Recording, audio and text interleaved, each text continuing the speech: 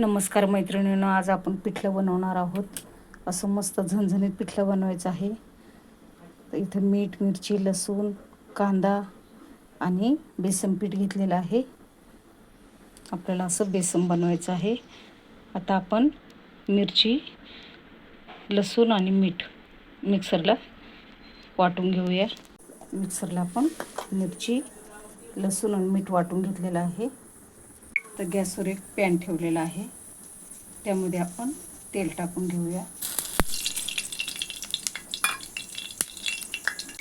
तेल तर टाकून दिलेलं आहे. आता आपण जिरे टाकून घेऊया. मोहरी टाकून देऊया.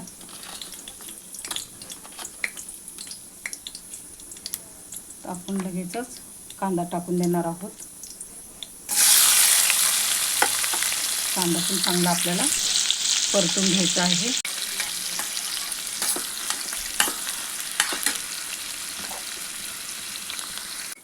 यामध्ये पीठ टाकून घेतलेलं आहे आपण. आता पाण्यामध्ये मिक्स करून घेऊया, म्हणजे आपल्याला गाठी होणार नाहीत बेसनच्या, म्हणून खालीच खलून घ्यायचं आहे. अजून पाणी टाकून घेते. अशा प्रकारे आपण पीठ ना खलून घेतलेलं आहे. आता आपण मिश्रण आपलं टाकून देऊया आणि आपल्याला पटपट असं हलवून घ्यायचं आहे. अजून पाणी टाकून देणार आहे यामध्ये मी.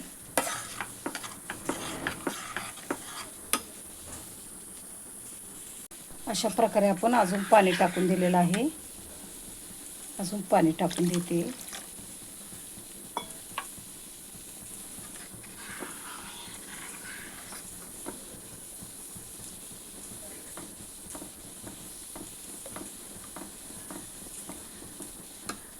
आपण झाकण ठेवून देऊया.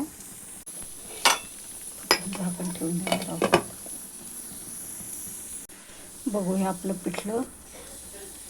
वाव, खूप मस्त झालेलं आहे आपलं पिठलं. तुम्ही बघू शकता. आपण गॅस बंद करून घेऊया. थोडीशी कोथिंबीर टाकून देऊया. असं मस्त झालेलं आहे आपलं झणझणीत पिठलं. सर्व करून घेऊया. अशा प्रकारे आपलं पिठलं, खरडा, कांदा, कैरी, भाकरी आणि खरड्यावर पिळण्यासाठी लिंबू.